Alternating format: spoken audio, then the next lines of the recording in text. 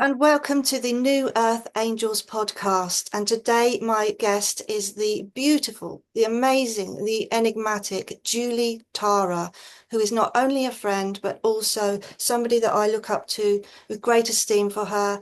First of all, her glowing vibrancy and her message as she speaks and illuminates light, really. Just she is a light being. It just emanates from her, but also in her professional work and her look to find, the new ways to become better, happier, healthier, more harmonious humans.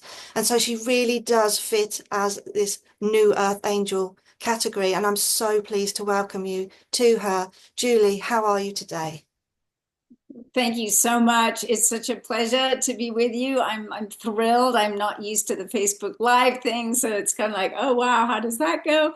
But I already went and did a wonderful gyrotonic workout class, so my body is all refreshed, and I have my beautiful alkaline water, and I'm ready to play with you. And we talked yesterday, and I said, I just want to dance with you in the light. That's what I want to do. Yeah. And we've called our talk today, hang on, what have we called it? Let there be light. I had a blank moment because all that waffle I've just done on Facebook. And now I'm just going blank. But yeah, let there be light. And you were the one that thought that would be a catchy phrase for the themes that we want to discuss. But I think uh, that's how I would energetically feel about what I see about you when you are in your flow. Mm. That you are somebody that is ignited by some sort of passion Mm. and then passes it to others. So we're all the candles and you're lighting us up. Do you ever feel like that?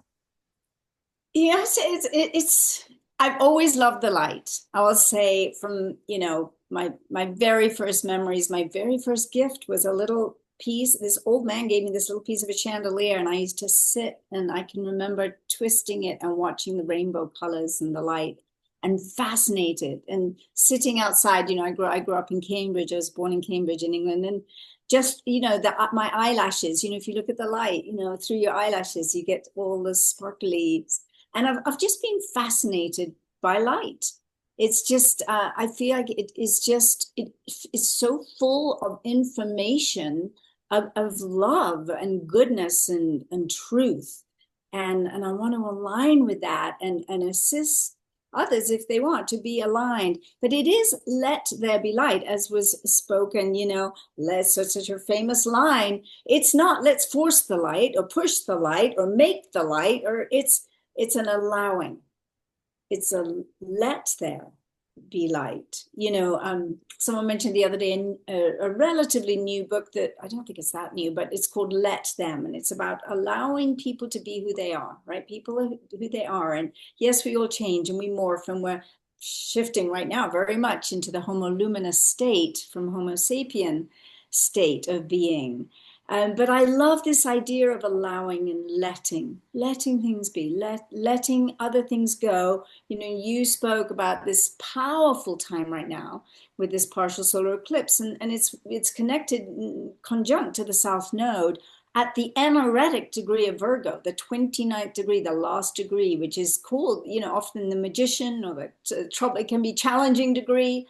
And it's asking us to let go, to let go, let God, right? Let go and allow the light that we actually are intrinsically to come forward. This is not something we have to become. We are it. But we get covered over by difficulties and challenges and politics and all the things that are happening, especially right now. But we're in a very exciting time, a very exciting time of this new earth birthing, this whole dimensional shift, this whole timeline shift that we're going through. It's extraordinary if we remember to hold to the wizard, and keep the fairies around us and our dragon helpers and all the beautiful beings and the unicorns, which you always remind me of the unicorn energy so much. so gentle and so sensitive and so pure of heart. This is why I love being with you. Well, I love it that you say that because all of the work that I speak on when I ever come on here is something that I have named an angelic agenda. And that name has stuck. And that was because I was listening and, the guides were telling me all sorts of things and all loads was going on. And I needed to just have a tagline for it for my own understanding. So I was just calling it that because I was starting to jot things down. And this became, then I started writing it on Facebook and then it became more and more and more. But that comes from my seeing or being visited by Saint Faustina when I was very unwell in hospital. I was actually pregnant and I was really struggling. And I was not only struggling with the fact that I was, the pregnancy, because I'd hurt myself so badly, they were worried. I also lost everything I own in a flood that flooded my home and car and took all my possessions. And so everything I had at home ready for the baby was all gone, all flooded. Disgusting, horrible river water that was over 5 feet tall and full of fish, trout and things like that, all through swimming in my house. While I was in hospital, that happened. So I literally had just what I was wearing when I came into the hospital, and I couldn't sit up or move. Or I was in so much pain. I was struggling, and some friends far away heard about it, and they decided to go to their church, and they met and did the prayer called the Divine Mercy Chaplet, which was the prayer that Saint Faustina left for us with the image of Christ. He's touching his heart and the rays are coming out of his heart. But what I'm trying to get to is that during the conversations when I saw Saint Faustina, because she came to visit me 4 nights in a row then, and that was in October 2000, so 25 years ago. And then again, she came to visit me in 2022 here. And she told me so much information about what happens when we pass over. Mhm. And this, I thought, at the time, I didn't know who she was. And no clue. And I just thought, oh, this is a ghost of a nurse that wants to rant on about what she thinks. But of course, when I got out of hospital and then I've had a phone call saying, oh, did you know we did this prayer? And because the priest is saying everybody should do this prayer because she's appearing to people. And I was like, well, yeah. Yeah. But she told me many things, and a lot of them were about Mother Mary. Mm. And the main thing she told me was Mother Mary and Angel Gabriel, their Mm. joint energy and their light ray together is a certain frequency when they work together. But you said unicorn. What you're picking up on is the fact that the unicorn is the representation of Archangel Gabriel in elemental form. Ah. And I am not actually naturally an angelic worker. I'm much more the elemental energy. Mm. And so I'm really pleased that you picked that up because actually I feel like you're correct, and Oh, that's thanks for beautiful. saying it. Oh, yeah, I didn't know that. I love Archangel Gabriel. I love all the angels and the archangels and of course Mother Mary. And you and I've talked about Mother Mary, and her presence is extraordinary when she chooses to come. It's such a blessing. It's such a blessing. You had another coincidence because we just talked on Facebook about how we connected. I felt the spirit guides connected us for you Yeah. to be the next guest, really.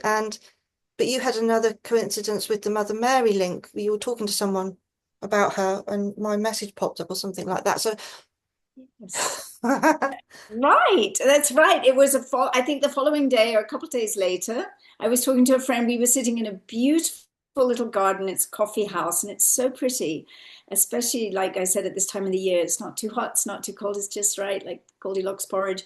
And I was talking to him about you and about Mother Mary and how we were discussing the power and beauty of Mother Mary. And he said, I love Mother Mary. He just, I love Mother Mary. I said, yes, me too. And in that moment, my phone, which I don't have any dings on my phone. I mean, everything is turned off. The only thing is a vibration. The only thing that happens is a little vibration if a text comes in. And you had sent me a message in that moment, which I didn't look at because I was with him and I like to stay present with people. So I don't look at my phone when I'm, with someone else. But when I looked late, I looked at the time. I was like, oh, I wonder who's calling. And I just checked the time. And when I looked later, it was exactly that time that you sent me a message. And I was like, wow, she picked up on that. I love that. So Yeah, and it's you, these little things that are so important that often people don't, they miss. But yes. once you're cued into them, don't you? You just know these, like they stand out as big signs when another person might say, what? What are you on about? But you get that feeling of this, this is it's like someone tapping you or whatever. I Um, think it's a really good point to just pay attention to everything that's happening around us because I don't really think everything is just a coincidence. There's all these synchronicities, and we do miss them if we're not present. So if we're stuck in our heads thinking and worrying about this and that and the other thing, the past, the future, and we're not really present, we will miss a lot of those cues. But those cues they're amazing. I mean, we talked about, the leprechaun that I just recently saw, which I've never seen one before. I love the elementals. I've always connected with fairies my entire life, and swans and in Cambridge, and nature. Nature for me is Robert Redford just passed away, and he said, I studied many religions. He said, but for me, it always came back to nature. That's where I felt and experienced, God the most. And I thought, yeah, for me, it's always been nature. Even as a little girl, I was always, climbing trees. Not when I was little, but once I was 8 or something, climbing trees in Cambridge, going down by the swans, making friends with the swans, talking to the fairies, and they really are there. So, oh, that's ridiculous. No.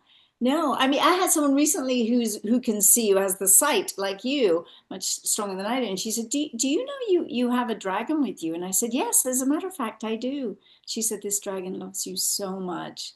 And so, this is my sitting room, and it's also where I work. And I mean, I have my little dragon cards. This one's magic and manifestation here, with the two of them sort of dancing together. And dragons get a bad rap, but if we're in the Celtic realm, we come from England, and many people are talking about the awakening of the ley lines and the light lines and dragons coming to help us. And yeah. of course, unicorns are big time in there as well. So, Well, I mean, the dragons are perfect for the equinox crossover, you know, and as uh-huh. the cleansers of energy. And, you know, my understanding of when we say let there be light, I don't always see everything as light, as a visual. I feel it as an energetic shift. Let there be light, like almost like a lighter feeling or an enlightenment, as Yes. well as the light, idea of it. Um, and this time of year, the September equinox for us in the Northern Hemisphere is very profoundly a shift of clearance. And it often leads into an October that can be quite harsh, that can be a purge. So we can often have very bad storms towards the end of October, particularly, or middle to the end of October. And you find that those people that are connected as energetic workers that feel the earth, that feel alive and connected to this earth as they go about their life, those are likely the type that are experiencing the transmutation of energy through their physical body. And I write a lot for them and about on their behalf, because it's such a misunderstood, unknown, invisible thing, but it's a mission here, and it's something that is helped by being in natural spaces and around natural environments. So if anybody it does come to experience that with these cleansing times, suddenly um I think I was just thinking the other day, like, we must be, I mean, my age group, I think we're the first, set of women to go through this shift and go through the change. And I don't know Mm, where one starts and the other one ends at the minute. So, mm. but That's a very good point. transmuters can get very hot all of a sudden, and it feels as if something's going through them and out, Yes. and it can also make them feel really tired doing that sort of work.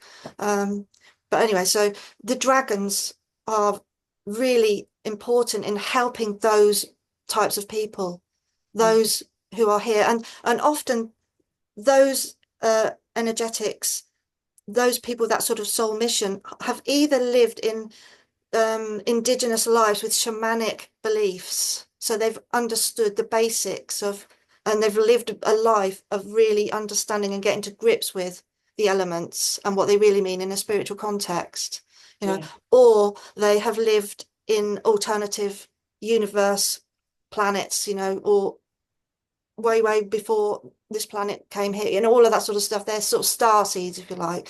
And those people often have dragon energy around them. Mm, Sometimes it can be very protective and very sort of roaring, but sometimes I see it as like just a tiny little diddy, tiny little gentle, lovely creature. And I mm, often see that that little tiny gentle creature can grow out of nowhere into the big one.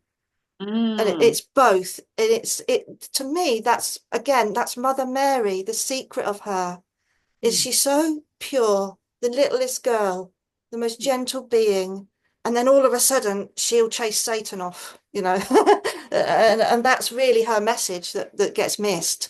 And that would be where she would come in to protect those elemental type energetic workers. Yes. Yes. And the divine mother, the divine mother is present in so many spiritual texts. And she tends to get eclipsed a little, no pun intended, but she gets eclipsed a little sometimes, right? But she's always there in the Vedas and Yeah. the Shri Aurobindo wrote a book. I just actually found it coincidentally yesterday in the drawer next to my bed. I was like, where's that little tiny, it's tiny, it's called The Mother. And Shri Aurobindo adored the Divine Mother. And if you read Autobiography of a Yogi, that beautiful book, by Yogananda, he talks a lot about the Divine Mother as well. And that little book is all about, surrender to the Divine Mother. When you're in need, surrender to the Divine Mother. And of course, in the Hindu world as well, she's very present, right? I mean, there's, the Nakshati, I think I'm getting the word wrong, but the 9 nights of the goddess.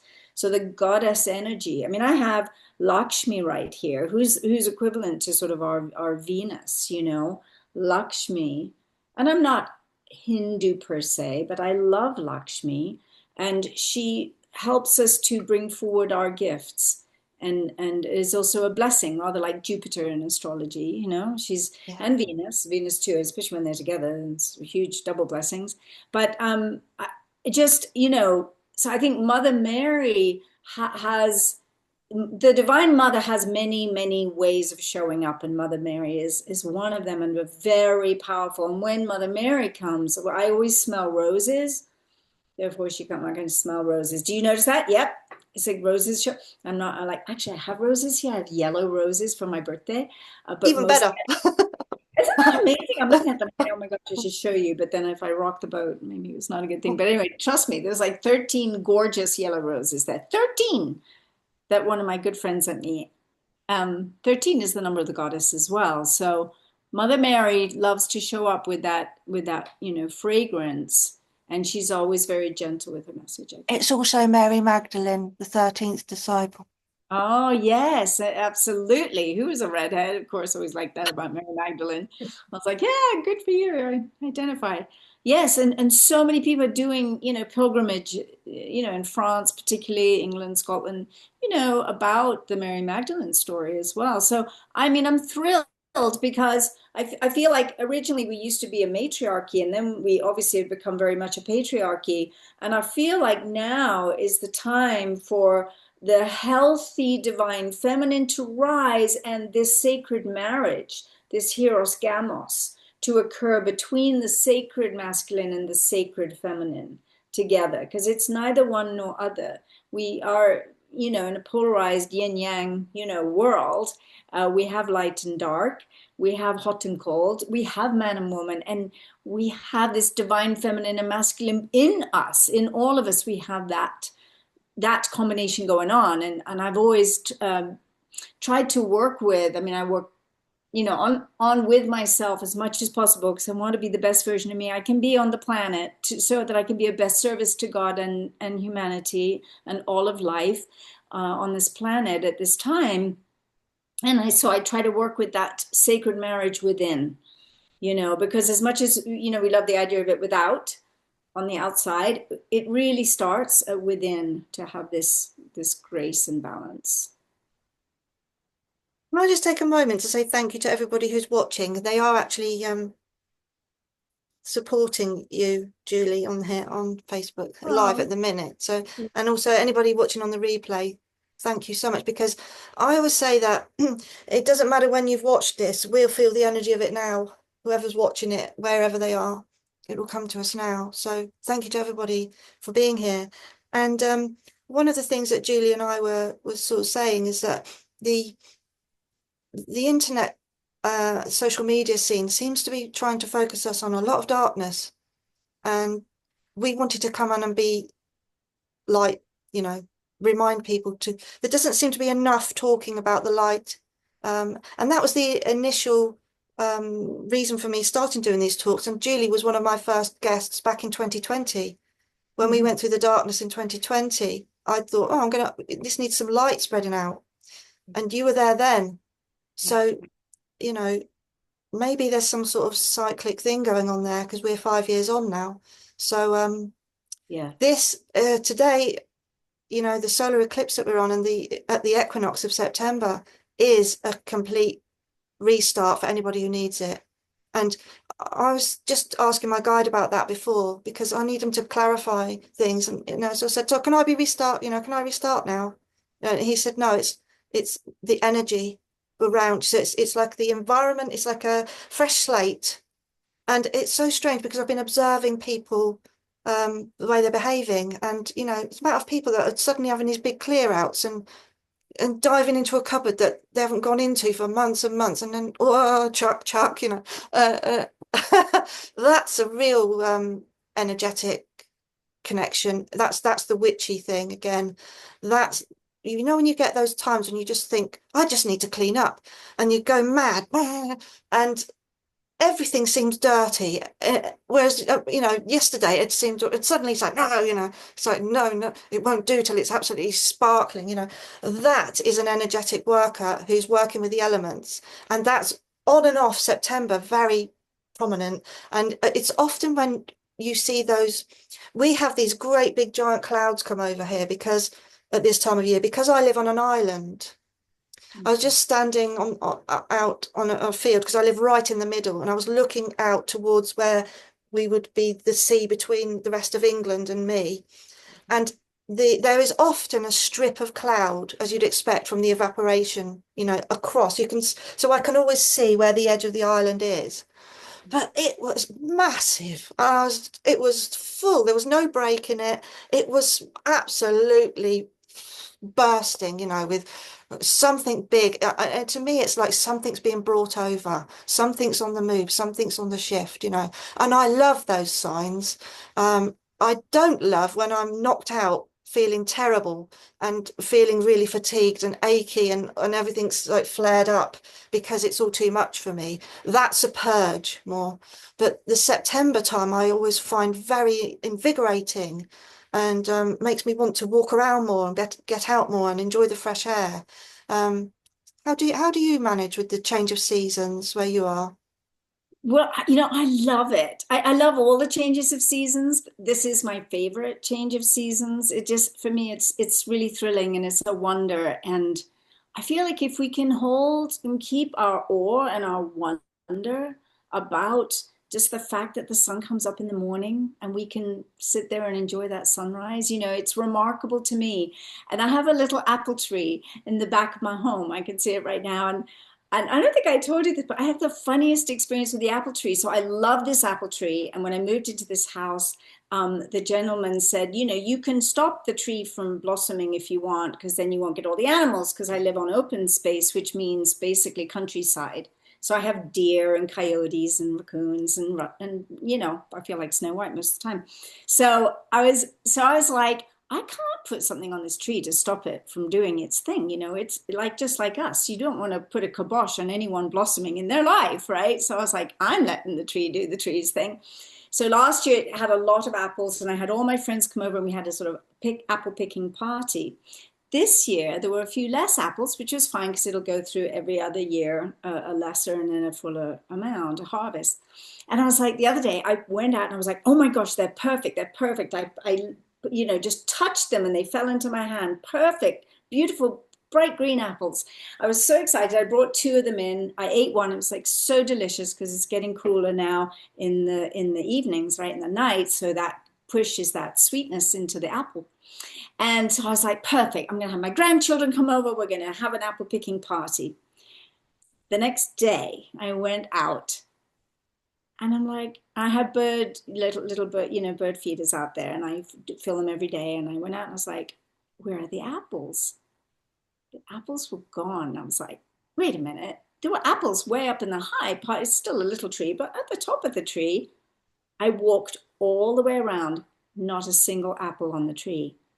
And it was so funny. First, I was just shocked. I was like, what happened to the apples? Then I was sad. Oh, I don't get any apples. And then I was like, well, who needed the apples? So I thought, okay, well, if it were people, then they need the apples more than me. And they'd have to come in the night and they'd have to have flashlights. And I never heard anything and noticed anything. And it is on private property, but you could see, because I live on open space, people can walk on the open space on the trails and they could see the house. So it wouldn't be a very smart idea if you were a thief. So I thought, well, I can come to terms with that. If it were people, they need them more than me. And then I thought about it deeper and I thought, oh no, I know who it is. I know who's come to got the apples. It's the raccoons, because I remembered last year I'd seen them in the tree. And raccoons look like little thieves, right? And I was like, oh my gosh, they must have come. They cleared out every apple. And I said, okay, I figure I probably fed at least 3 raccoon families, because that's a lot of apples that they took. And I felt really happy about it. So I went through, the point of telling you is it's kind of a funny story, but I went through all the emotions, the shock. I was kind of like annoyed, like who took my apples? And then I went through this process and then I realized, oh yeah, and they need them more than me. And that's going to give them, the good apples for however long they keep them. I don't know how they do that. Maybe they bury them in the ground. I don't know what they do, but they've got a lot to go on.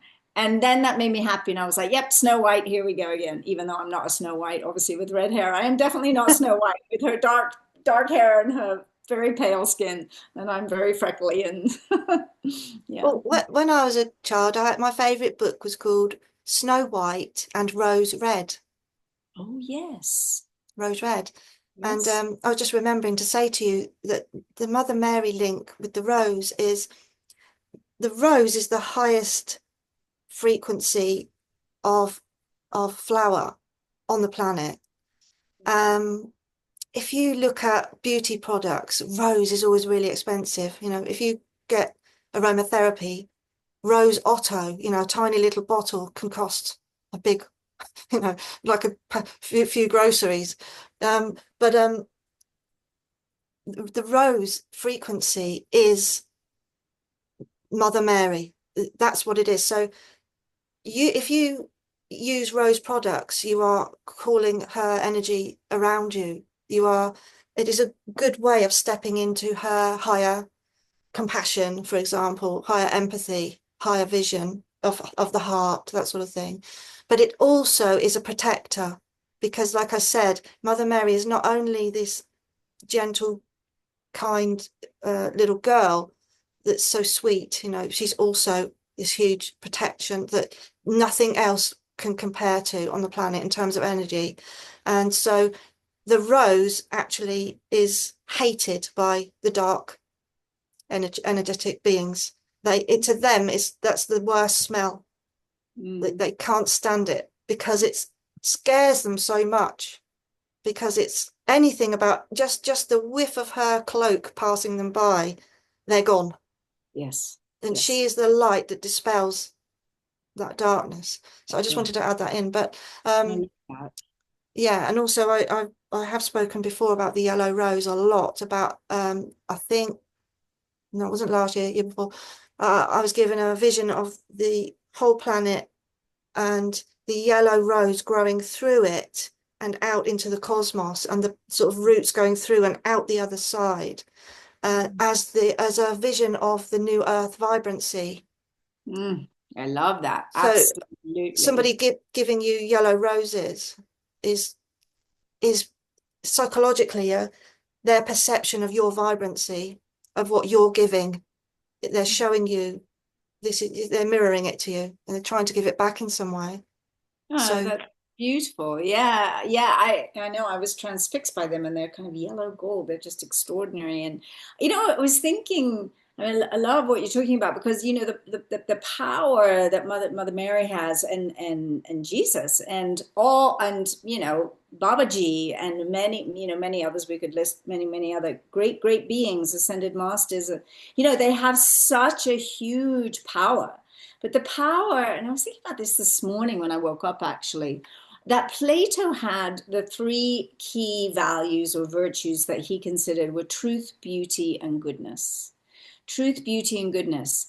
And I was thinking about those three because I love all those three virtues, right? But we don't have one without the other. We can't, so one of the things I've been noticing, going back to like the unrest on social media and the upset, especially in this last couple of weeks, it's been quite a wobble for many people, including yeah, myself. I'm like, oh wow, are we forgetting our humanity here? Are we forgetting our humanities? This really was, it's like, what's happened to the heart? We're disconnecting from the heart. And I was thinking, I love truth. I love truth. But to have truth without beauty, to have truth that is belligerent, truth that is the bully, that is not ultimate truth. I mean, Gandhi said that only God knows the truth. Truth with a capital T. We have our version of truth that we feel is true, and how do we bring that to the world, and do we bring it like this is the truth, and if the beauty is gone and the goodness has left, then we are left with a violent world of saying, my truth will win over your truth. I will fight you for my truth over your truth. And this is what we're seeing, right? Such a polarization. I mean, in a way that we've never seen in our lives that I can think of. It is absolutely shocking to me. And, I just turned 69, right? Which I think is kind of cool. 6 and the 9. And I'm like, I'm good with that. I like that. And I feel fabulous. So, I'm like, my health is just fab. So I'm really looking at this going, well, yes, I want to bring truth, and I want to listen to truth. I want to know truth. I want to experience truth. But I don't want a truth that does not have beauty. I don't want a truth that doesn't have goodness. And these are all intertwined. I don't want goodness without truth. I don't want beauty without goodness, although I think it'd be hard to do. But it's all interconnected. And I think we've been very destabilized. And so part of this of let there be light and be the light is that it is incumbent upon us individually to reconnect powerfully to the light being that we are. Because the true light being is love. It is light. It is life itself. And it is a ray of the rainbow, or a ray of God. We are all rays of God. And so that love and light and life energy, we're all of it. And I think people are just rapidly forgetting because they get caught in Maya. Maya is the illusion. Buddha said, life is suffering. Maya is the illusion, and we're getting caught. And there's a reason for that. We're getting caught because that's the play. The play is, I'm going to catch you, and I will take you down this rabbit hole, this rabbit hole, this rabbit hole. There's a million rabbit holes to go down. Very hard to ascertain what the truth is with a capital T at this point, but we can come back to our own inner knowing and our mind body connection and our heart connection, because the heart is the sacred heart. I always love that we have a little chapel here, the Sacred Heart of Mary chapel. I love that chapel. I was inspired to write my book of poetry called Songs of Gaia when I was at that chapel. She told me, write this book. I was walking in the grounds in the graveyard around the chapel at the time. When my father died, I went straight to the chapel. And there's a beautiful, I mean, it's just gorgeous. And so it connects me back to the Sacred Heart. And I remember that as a child. I was like, I don't know if I buy into all this stuff. I didn't believe in the you were born a sinner and all this. I was like, that's not my God. That's the God is hate, full of anger, and that's not my God. But but I did love the incense in the churches, but I loved the Sacred Heart. I was like, yes, that Sacred Heart. And often there would be like the flames of the heart, and I'd be like, Yeah. yes, that's where I come from. That's where I intend to stay. That's where I'm going. So, just like, and that holds me in that place of is the best I know how of holding balance within myself, body, mind, spirit, but especially the heart. Yeah. Well, the Sacred Heart and the Immaculate Heart are key parts of what I call an angelic agenda that I hear. And I'd never heard of them before because I've never been a religious person. Right. But yeah, the explanation I get is that the Immaculate Heart is the return to purity, the return to innocence that we're going through, the great cleanse that we're going through. And Yes. that's Mary's role. She's the forefront. She's not, as you've pointed out, she's not the only, she's not the ultimate.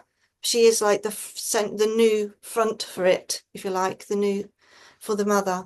And then once we go through that Immaculate Heart, which is why a lot of us are working on our inner selves and our shadows, trying to be better people, trying to purify our darknesses.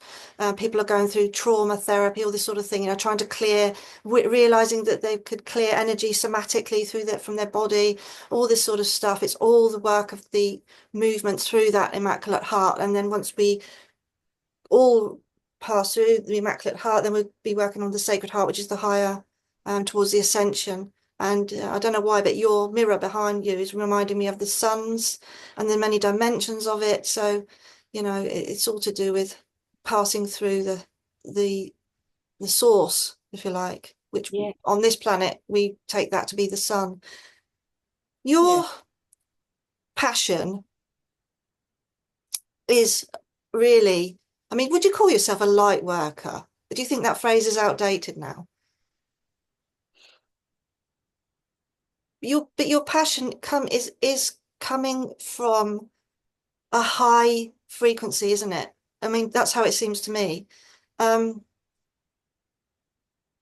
the thing I love about you is that you can sustain that because I would find that very hard Mm. physically because my body's all the time trying to tackle everything down that comes. But you seem to have gone beyond that, and you actually. My guide used to show me a keyhole, and he used to say, place it around the heart, and then let energy travel through you because I absorb it all, and then I've got to get rid of it all, and that's part of the reason why I struggle with my health. Um, but I think, you started as a ballet dancer. Did that help you to get into flow and to move and to understand energy? Or do you think Yes. you came here to do that? Is that Oh, your natural light? I think I came in with a lot of joy. I also had a temper, as a little kid. My sisters always remind me about that. But I had a lot of natural joy. And yes, I think being a ballet dancer, definitely, I mean, it's interesting with ballet because everyone thinks it's kind of up and out, which it sort of is. It's, you do a lot of jumps and you're on your toes and all this. But actually, in order to be able to get up, you have to be able to go down. So you have to be able to really use gravity and understand the power of gravity because you got to go down to get up, right? Down to bounce up. And so I Oh, think, yeah, well, that's I a really interesting statement. So we have mm, to we have to bounce down to rise up. mm. Oh my God. It's I think I could write a post. I'm going to write that post later. Yeah, so carry on.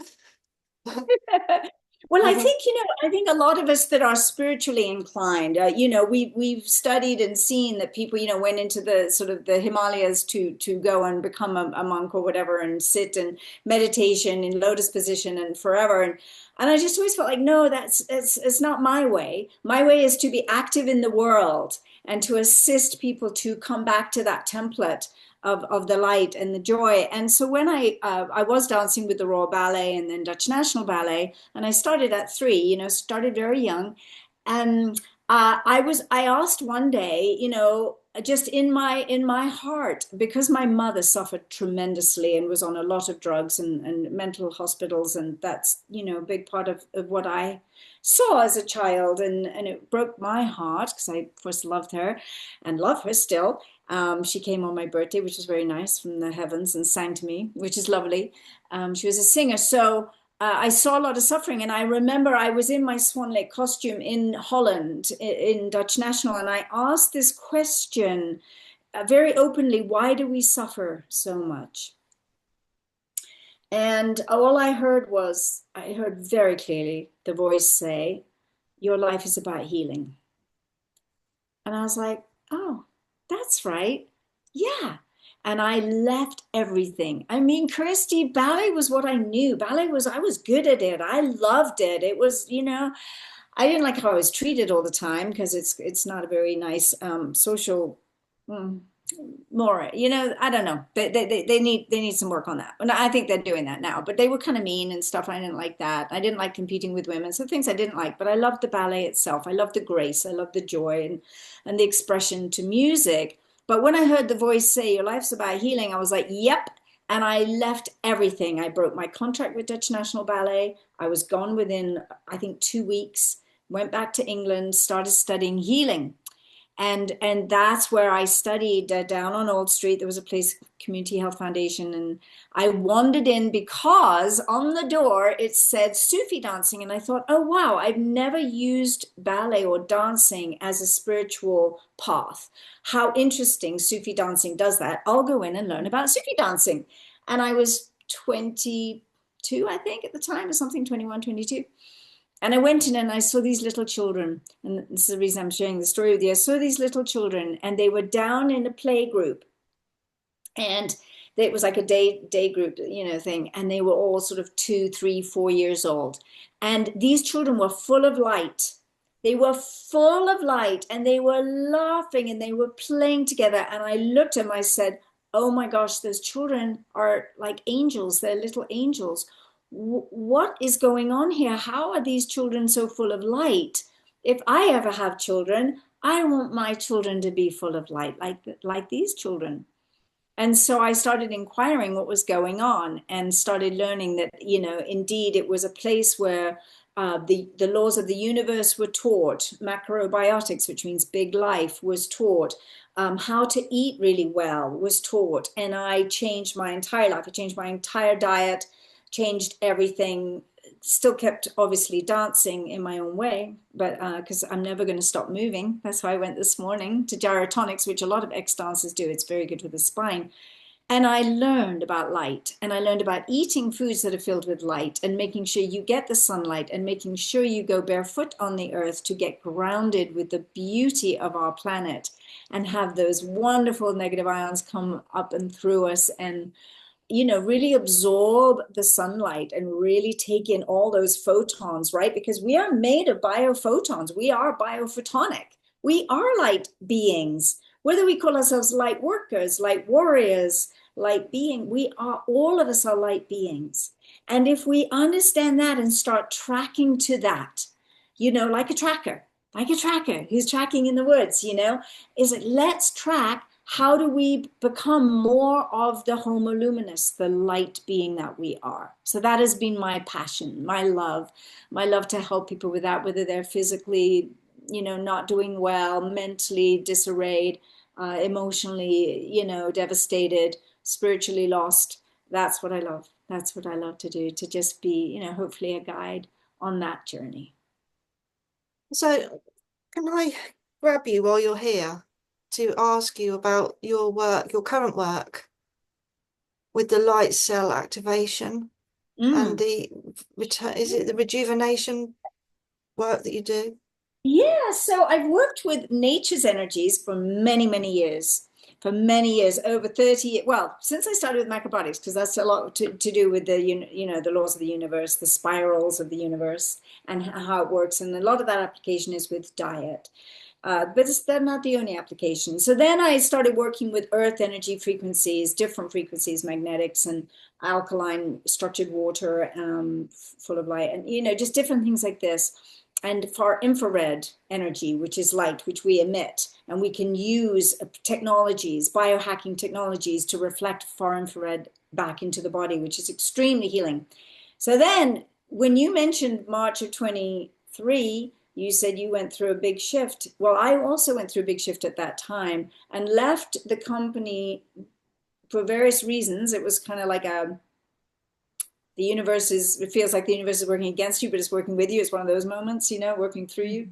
I had to leave for various reasons. A company I'd worked with, a Japanese company for 28 years.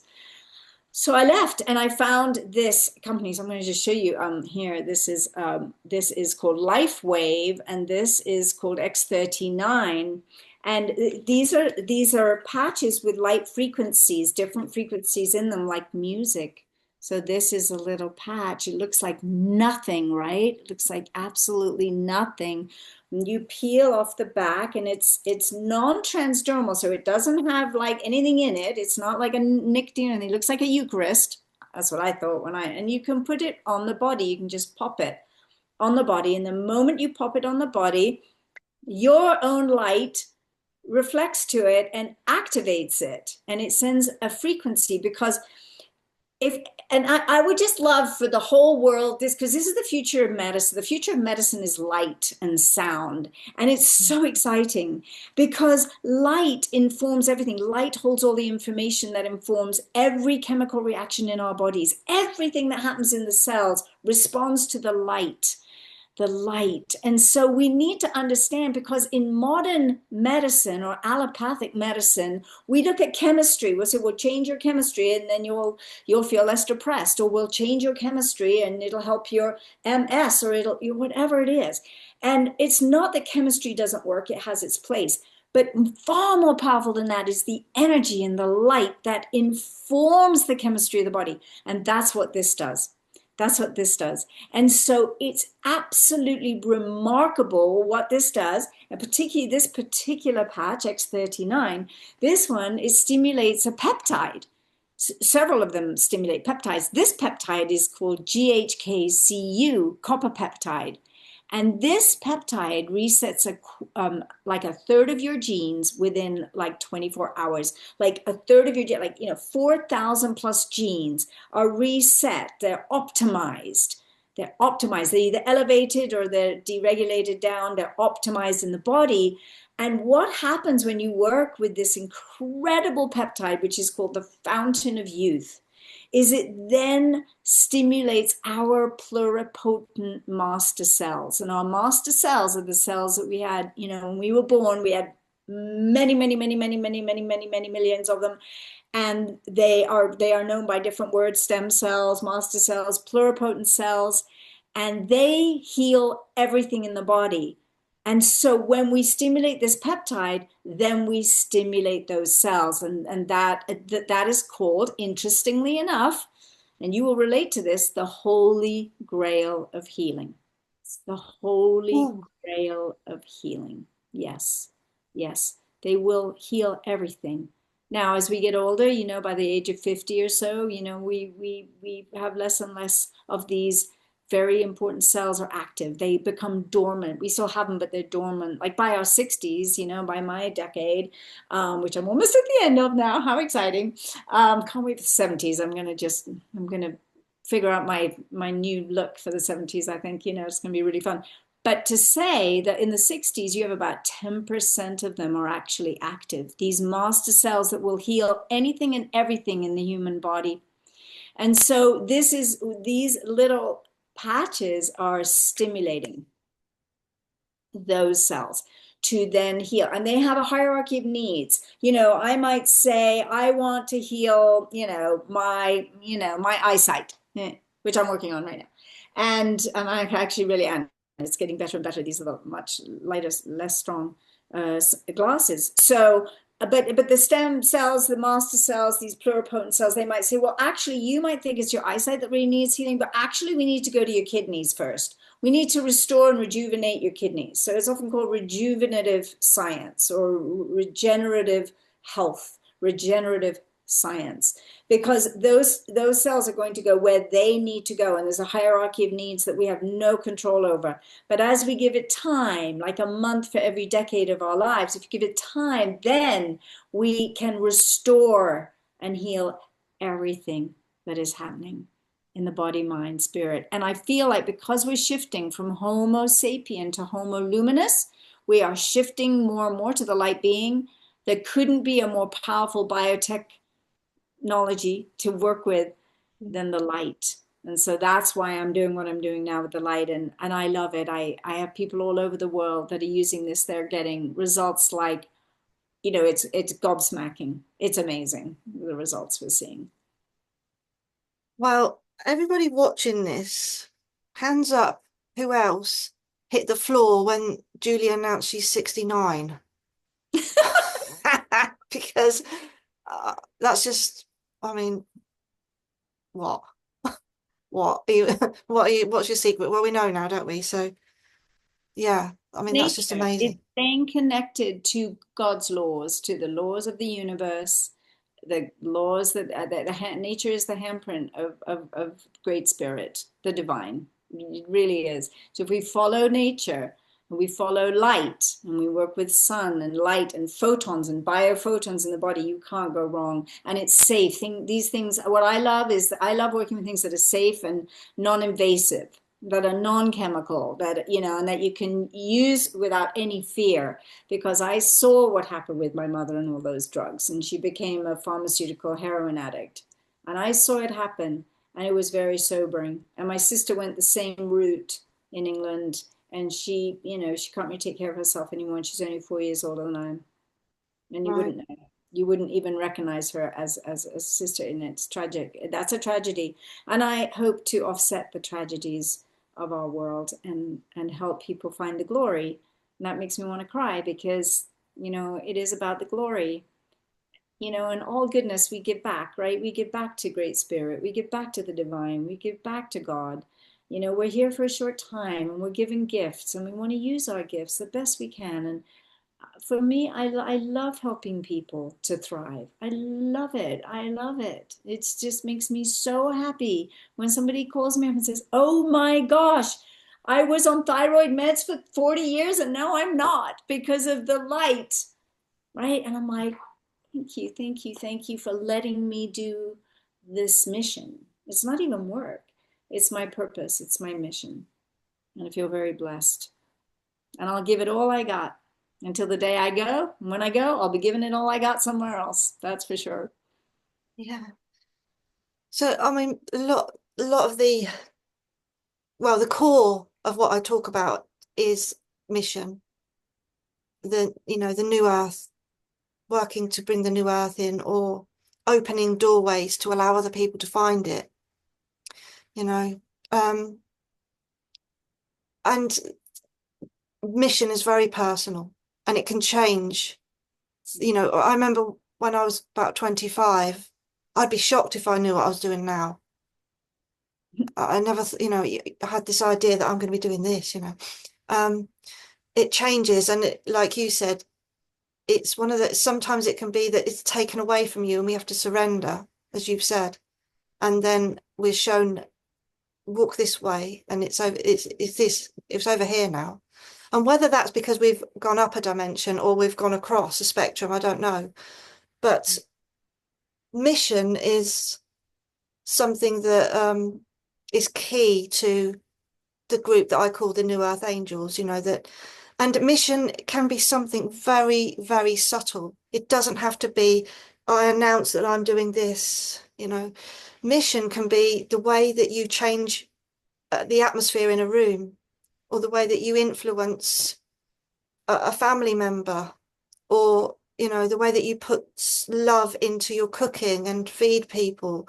It can be the smallest things, And I think one of the main messages that I'm always given is to try to remove ego from mission, which is very hard because we have this natural sense as a human as wanting to be this person and do and whatever. And we want, we want people to think, oh, good of us, if you like. I remember when I was a teacher and I was doing leadership trainings, it was all about write your it's your funeral, so write down what you want them to your speech, what do you want to have achieved and what do you want people to think of you. Well, it's not all about that, because it's the invisible that matters in the work that I talk about, and it's the moments on your own, the moments of self and of self-awareness and of self-discovery, just as much as the moments when you're exchanging with somebody else.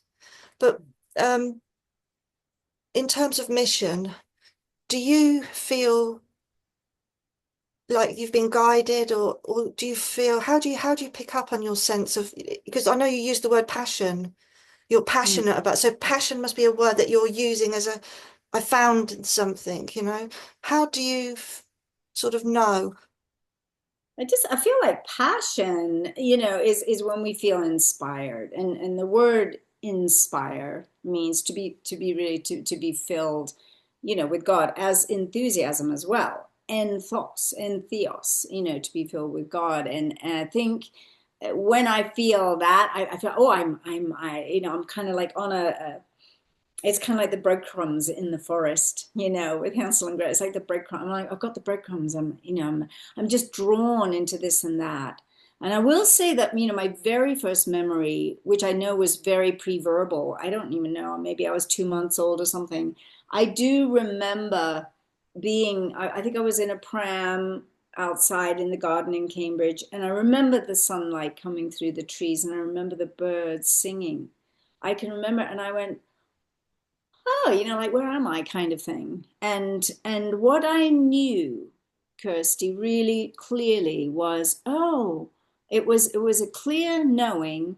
I was asked if I would come. I wasn't forced to come, but I was asked if I would come and do my mission here. I would ask if I would come and help, just help. And that I had agreed, that I had said yes. And so I remember that, and I was like, and I was hearing the birds, and I was watching the sun rays, and I was like, I'm good with this. I'm good with this. And it's again, it's that thing of letting yourself have this life, letting yourself have this life. You weren't forced to come, I believe. You weren't. And a lot of people I hear say, this is my last life. I don't ever want to come back here. This is so hard. It is hard. It's a school. It is hard. I would never say it's easy. I've definitely had a lot of hardships myself.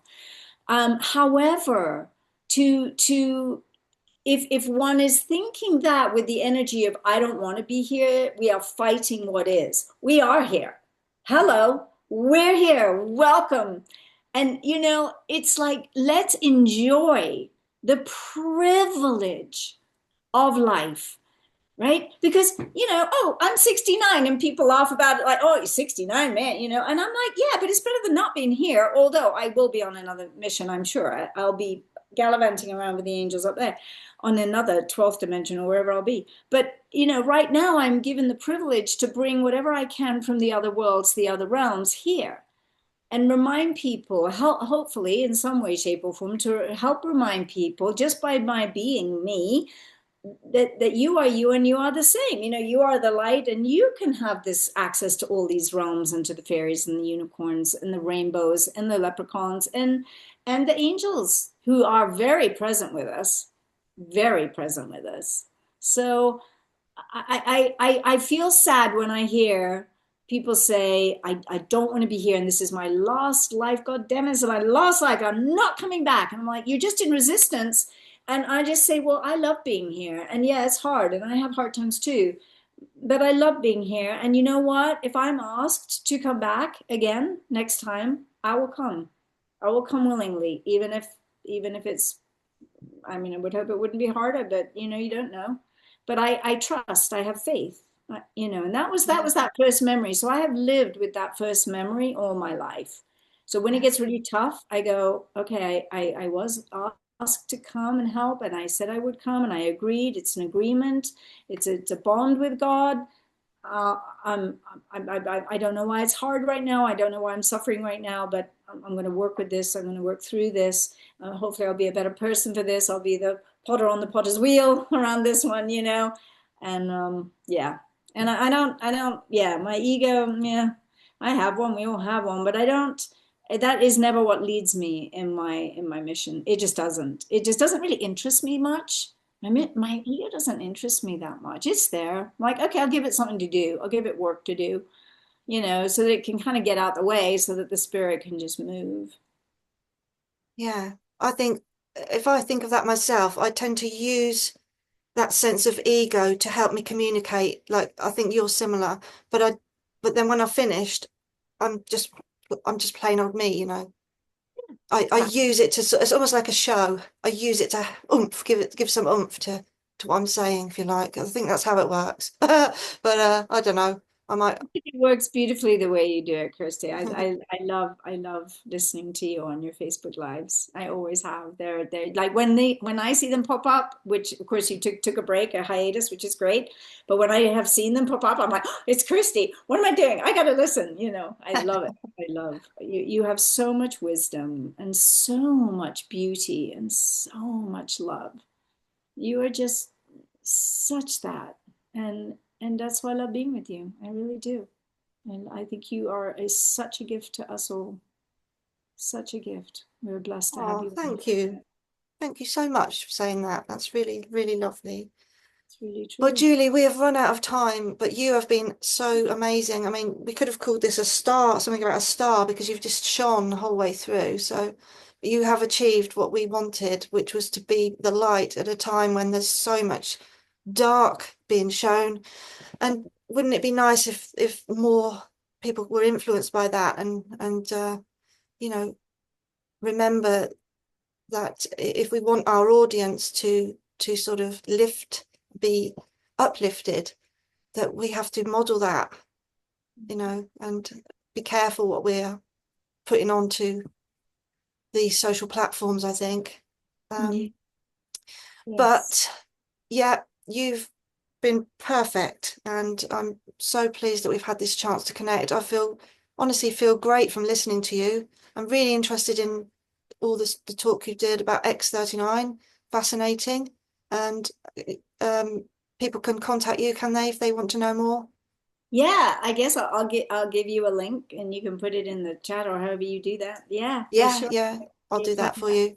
I Yeah, love to because talk to you, whoever you are. I help a lot of people in England, funnily enough, but I know you have people all over the world that listen to you. So yeah, yeah, yeah, very much here to serve. So yeah. So thank you so much for being, I mean, just being yourself, because I hope people can see that this is just your normal, you know, this is just you. And just it's yeah, just what the world needs. It is the medicine the world needs, this ability to be positive. And it's such a refreshing thing to hear when people do say, I'm really pleased to be on this planet. It's such a refreshing thing because it's such a common moan that everyone has, isn't it?